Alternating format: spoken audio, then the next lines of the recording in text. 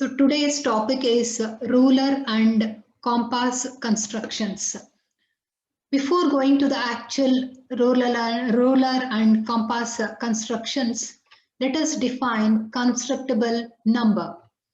So if you are given a number, if you are able to draw a line segment of that length, then that number is said to be constructible. That is, the definition goes like this: a real number alpha is said to be constructible if it is possible to construct a line segment of length magnitude of alpha. So here that alpha may be a negative number. So if you take the modulus of that, it will be positive because length is always positive by using ruler and compass. Ruler means here the scale and compass alone. So you need to use only ruler and compass, and if you are able to construct a line segment of length alpha, then we are given some fundamental unit length. So it may be in millimeters, centimeters, meters, kilometers, like that. If you are able to construct it, then such a real number is said to be constructible. So here, to begin with, the integers 1, 2, 3, 4, etc. are all constructible because if you take a line segment starting from A, if you take origin O, okay, from O to A, if it is equal to 1 unit, then O to B is equal to 2 units, O to C it is 3 units. Likewise, if you are able to draw, then we say that the numbers 1, 2, 3, 4, 5, etc. are all constructible. Okay. Here we know that we can draw a unit of length 1, 2, 3, etc. So they are all constructible. Okay. Now let us move on to the first example. That is, you need to show that root 2, root 3 and root 5 are all constructible. So for that, let us take AB is equal to 1. Let us take that line segment AB is equal to 1. Then we need to draw BC equal to 1 unit, okay, because 1 is constructible, perpendicular to AB through B. So at B, we are drawing a perpendicular BC with the length equal to 1 unit. Then if you join this AC, the triangle ABC is a right angle triangle because this angle B is 90 degrees. Using Pythagoras theorem, we can write AC, the hypotenuse, is equal to square root of the squares, sum of the squares of the other two sides. So we can write square root of AB square plus BC square. So we get root of 1 plus 1, that is equal to root 2. So you have a line segment AC of length equal to root 2. Therefore, root 2 is constructible, right? Next, let us move on to the next real number, that is root 3. Now root 2 is constructible. Therefore, let us take the line segment AB is equal to root 2 and draw BC is equal to 1 perpendicular at B. So if you take AB is equal to root 2 and at B we are drawing a perpendicular BC whose length is equal to 1. So if you join AC, you get a right angle triangle wherein angle B is 90 degrees. Once again, use Pythagoras theorem here and we obtain the hypotenuse AC is equal to square root of AB square plus BC square. So AB square, that is root 2 whole square, will give us 2, and BC square, that is 1 square, is 1. So we get root of 2 plus 1, that is root 3. So the hypotenuse length, that is AC, is having length equal to root 3. Therefore, root 3 is constructible. Next, let us move on to root 5. Now you have root 3 constructible as well as root 2 constructible. Now let us show that root 5 is also constructible. For that, let us take AB is equal to 2 units. We know that 2 is constructible. So AB is equal to 2 units.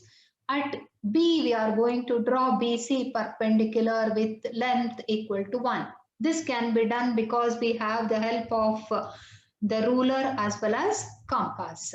Now angle B is equal to 90 degrees. Join AC. So you're going to get a right angle triangle ABC whose angle at B is 90. So AC is once again the hypotenuse. So using Pythagoras theorem once again, AC is equal to square root of AB square plus BC square.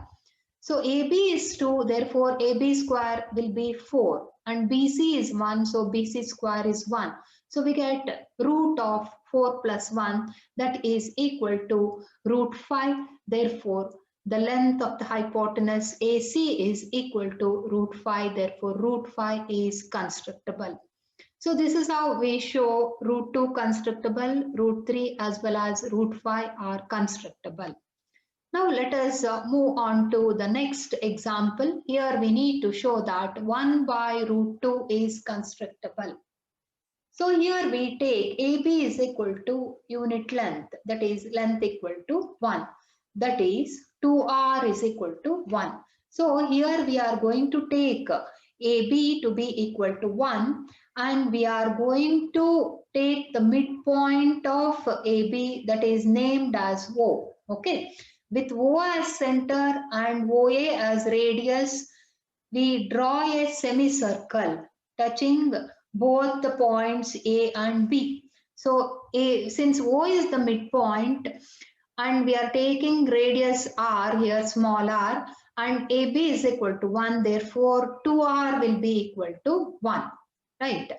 So after drawing the semicircle, we construct OC perpendicular to AB. So with O as the base, we are constructing OC perpendicular where C lies on the circumference of the semicircle. Okay. Now let us join AC and BC. Right. Now since O is the midpoint, OC will be equal to the radius vector R. And moreover, OA is equal to OC, therefore it becomes a isosceles triangle because both the sides are equal, and similarly this triangle, that is BOC, is also isosceles. But here we have angle at O is equal to 90 and C is the angle in the semicircle. Therefore, angle C in triangle ABC is equal to 90 degrees. Since this is equal to 90 degrees, we can think of the Pythagoras theorem. So we get AB square is equal to AC square plus BC square.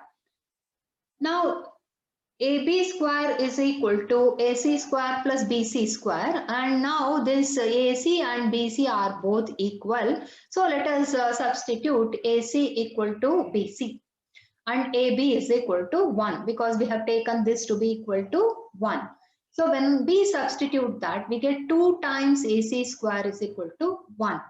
AC will be equal to 1 by 2. So AC will be equal to 1 by root 2. Right. Since this is equal to 1 by root 2 and now we have a line segment of length 1 by root 2, therefore 1 by root 2 is constructible. Next, let us move on to the theorem. So we have seen that integers are constructible and surds like root 2, root 3, root 5 and 1 by root 2 are all constructible. Now, if you take any two constructible numbers, say alpha and beta, where they are representing two real numbers, then we are required to prove that alpha plus beta is constructible, alpha minus beta is constructible, alpha into beta is constructible, alpha by beta is constructible provided beta is not equal to 0. So let us take one by one, assuming that alpha and beta are constructible. Now, since alpha and beta are constructible, by the definition of constructible numbers, we know that we can have line segments of length modulus of alpha and modulus of beta. Now we have line segments of alpha and beta. So now let us construct alpha plus beta first. Now, in order to construct alpha plus beta, okay, so first let us construct a line segment whose length is equal to alpha here, okay. So let us take AB is equal to length alpha. Now B as center and B as center and length is equal to beta.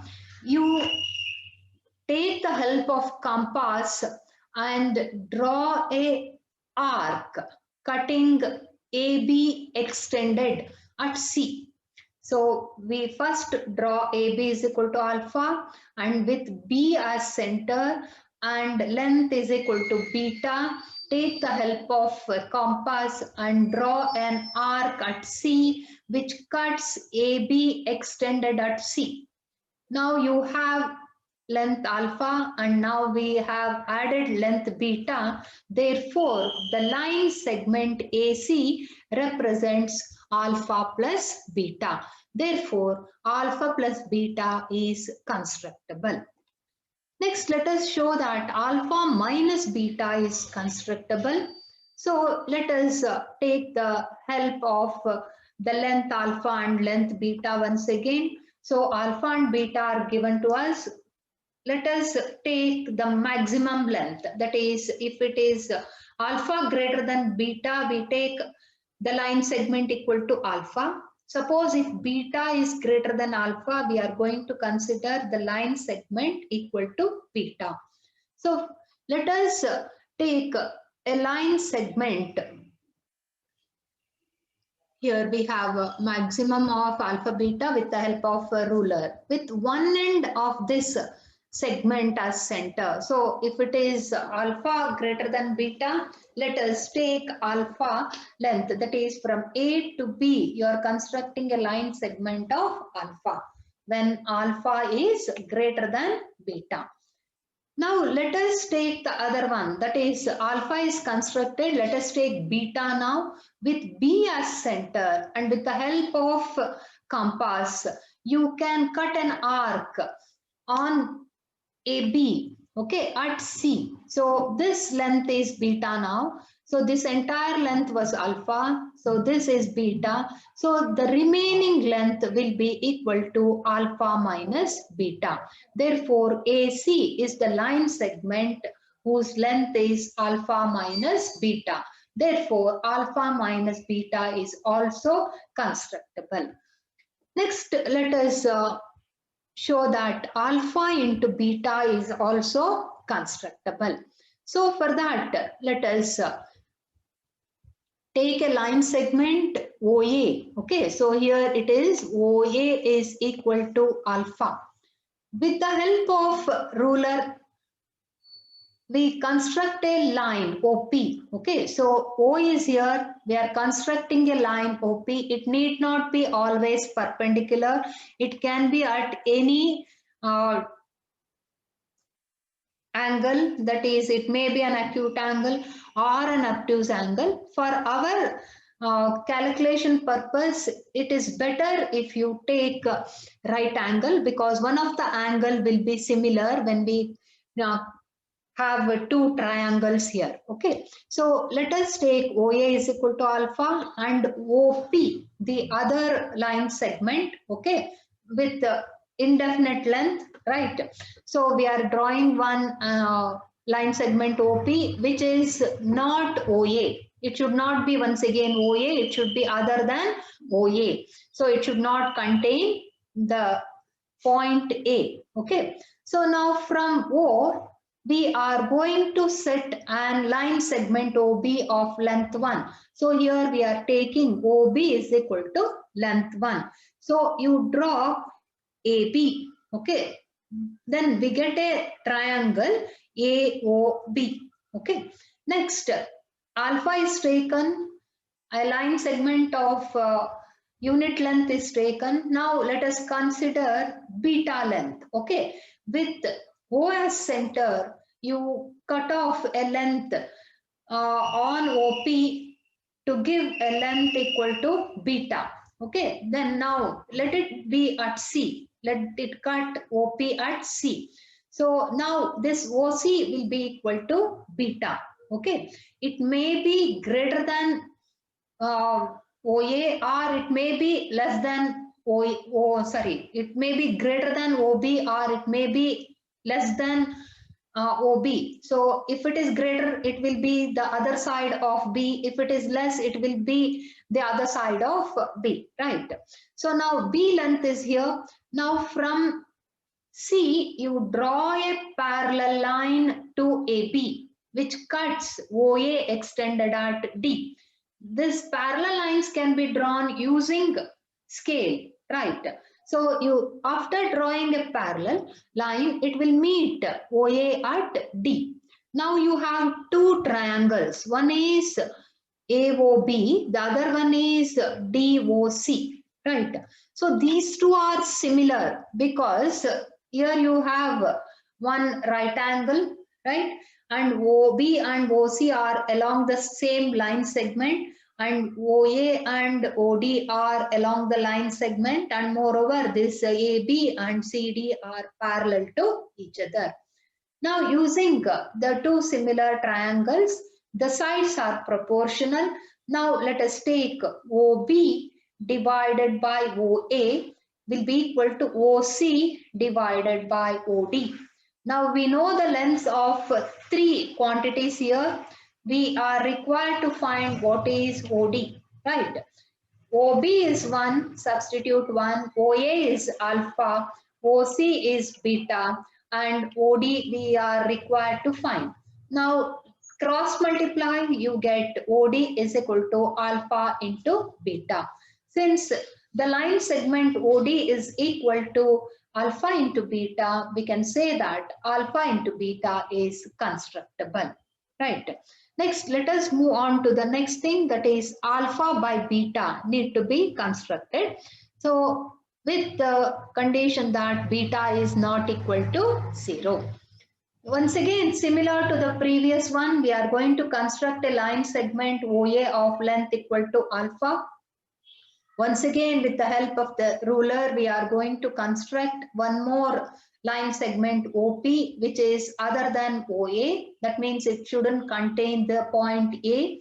So we are constructing OP, okay, with O as center and line segment OB is equal to beta. We are going to construct a line segment OP which cuts OP at B. Now OA is equal to alpha and OB is equal to beta. Next you take OC is equal to 1, which is having length equal to 1. Okay, so once again it may be greater than OB or less than OB.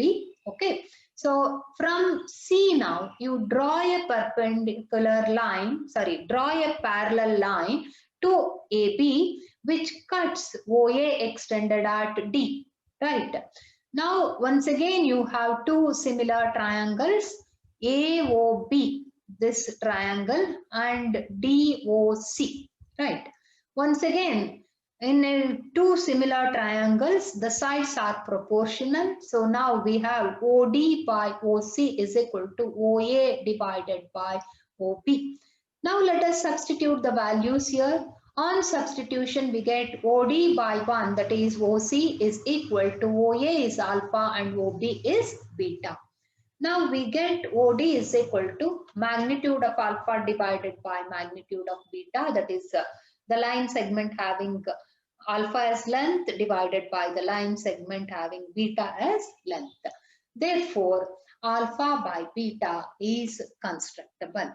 Okay, so now whenever alpha beta are constructible, we have shown that alpha plus beta is constructible, alpha minus beta is constructible, alpha into beta is constructible, and alpha by beta is also constructible.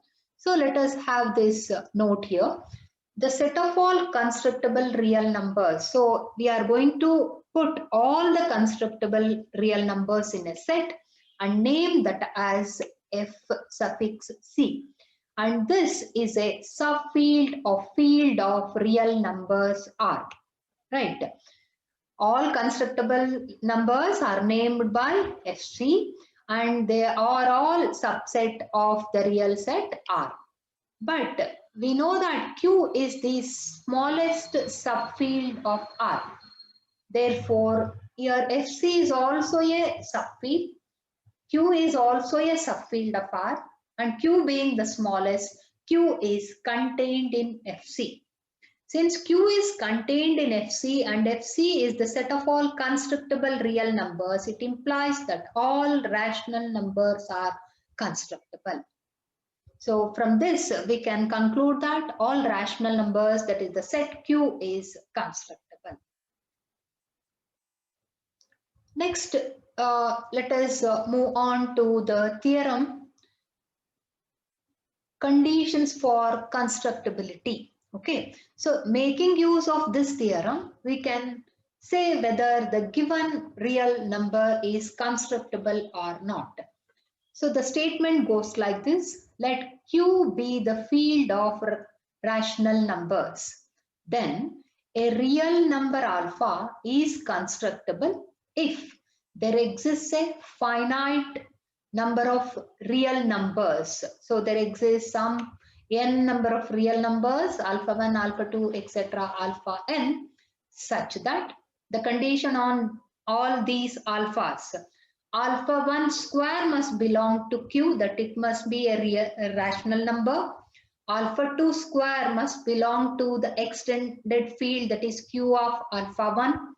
Alpha 3 square must belong to the extended field of Q, that is Q of alpha 1 comma alpha 2. Similarly, alpha n square must belong to Q of alpha 1, alpha 2, etc. Alpha n minus 1, once again the extended field of Q. And finally, alpha must belong to Q of alpha 1, alpha 2, alpha 3, etc. alpha n.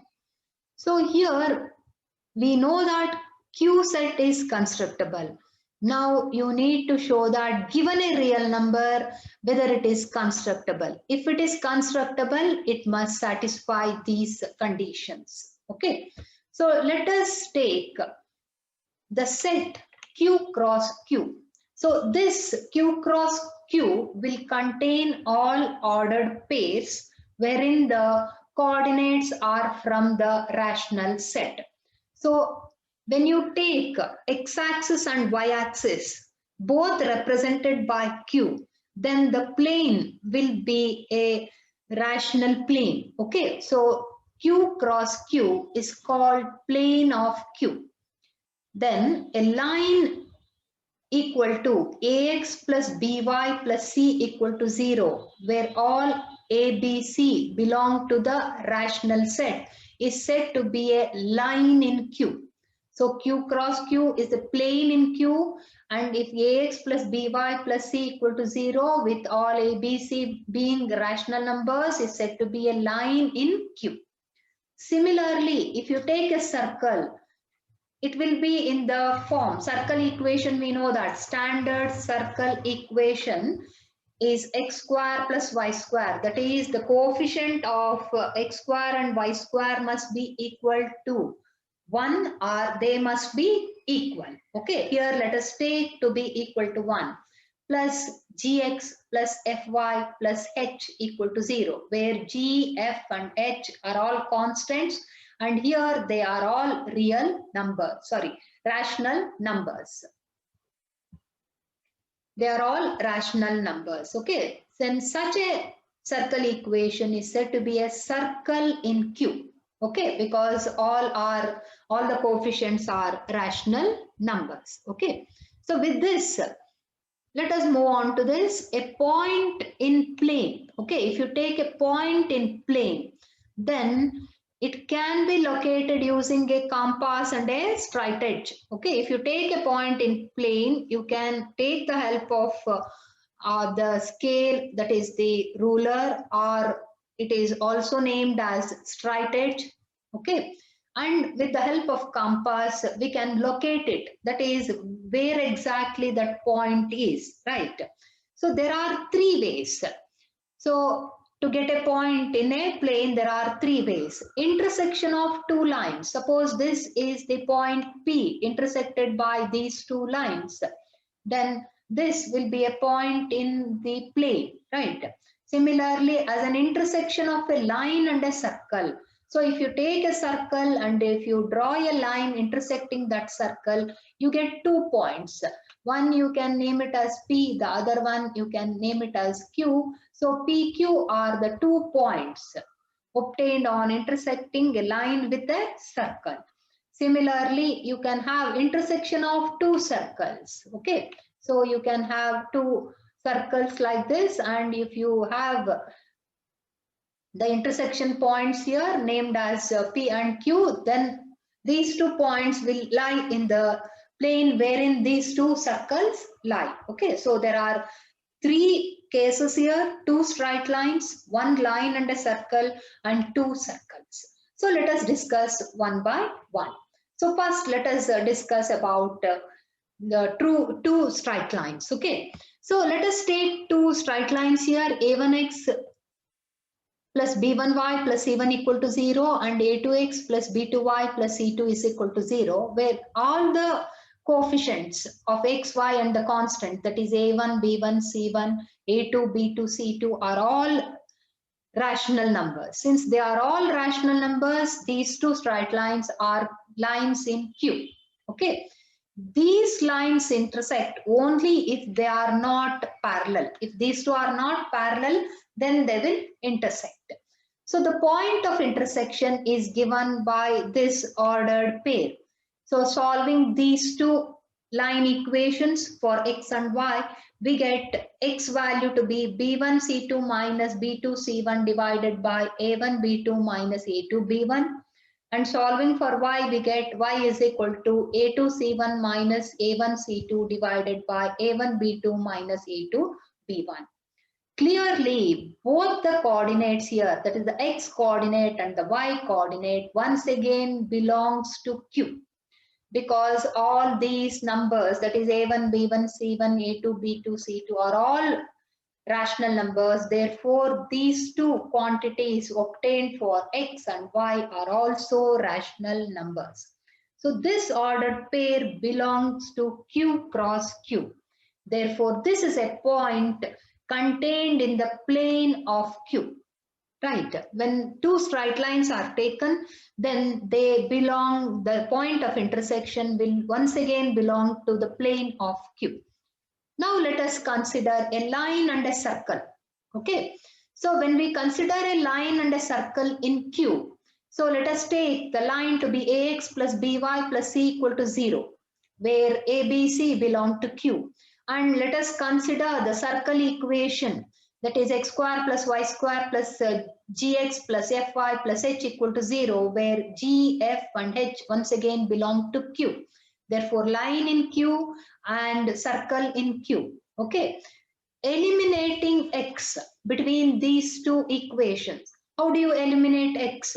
You take the help of the line equation. Write this as x equal to minus of by plus c divided by a, and substitute this value of x in the circle equation. Then we obtain an equation purely in y variable, and that can be written like this: y square into b square by a square plus 1 plus y into 2 bc by a square minus bf by a plus g plus a constant term c square by a square minus fc by a plus h equal to 0. Now here, when you look into the coefficients, all coefficients are rational numbers, because a, b, c are rational, g, f and h are also rational. Therefore, all the coefficients are rational numbers. So let us name them as delta, beta and gamma. So delta is the coefficient of y square, beta is the coefficient of y, and gamma is the constant. Okay, now you can put this quadratic equation as delta y square plus beta y plus gamma equal to 0. solve for y from here. When you solve for y from here using the formula, you get minus beta plus or minus root of beta square minus 4 delta gamma divided by 2 delta. And here when you observe the elements here, all are rational numbers. Since this is, that is the delta value in the quadratic equation, that is b square minus 4ac, we write. So here it is beta square minus 4 delta gamma is within the root sign. If this quantity is a perfect square, then y is a rational number. Suppose if it is not a perfect square, then how to write this value of y? This value of y, when substituted in ax plus by plus c equal to 0, it will give the value of x. Once again, x will be a rational number provided this beta square minus 4 delta gamma is a perfect square. Suppose if it is not a perfect square, then let us put that as some alpha 1. So root of beta square minus 4 delta gamma is equal to alpha 1. So when you square this, you get alpha square, and that becomes a rational number because beta square minus 4 delta gamma is a rational number. Alpha square becomes rational. So it belongs to Q. So if the value of y and x obtained above are y1, y2 and x1, x2, because this y, there are two values, x also two values. Let us call them as y1, y2 and x1, x2 respectively. Then y1 and y2 definitely belongs to Q of alpha 1 because we are taking alpha 1 square to be beta square minus 4 delta gamma. So since alpha 1 square belongs to Q, alpha 1 will definitely belong to Q of alpha 1, and this Q of alpha 1 will also contain alpha 1 square because it is a field, extension field, and hence x1 and x2 also belongs to Q of alpha 1, right? Thus, a line and a circle in a plane of Q either intersect in a plane of Q provided beta square minus 4 delta gamma is a perfect square, then it will intersect in a plane of Q. If it is not a perfect square, then they intersect in the plane of Q of alpha 1, where the condition on alpha 1 is alpha 1 square will belong to Q, right? Therefore, we have shown that when it is a straight line and a circle. Okay, now let us move on to the third condition, that is if you have two circles. So let us consider two circles whose coefficients are from Q, right? So when we have two circles like this, through the point of intersection, if you draw a line, that line is called as the radical axis. And that equation is given by f1 minus f2 into x plus g1 minus g2 into y plus h1 minus h2 into h1 minus h2 equal to 0. Since all these coefficients belong to Q, now you can think the two circle intersection as a circle and a straight line. Therefore, this reduces to case 2. Right. Thus, once again, we can argue in the similar way, that is, any two circles in a plane of Q either intersect in a point in the plane of Q or in the plane of Q of alpha 1, where alpha 1 square belongs to Q. So, the lines and circles of Q lead us to points in Q or some quadratic extension of Q. Okay.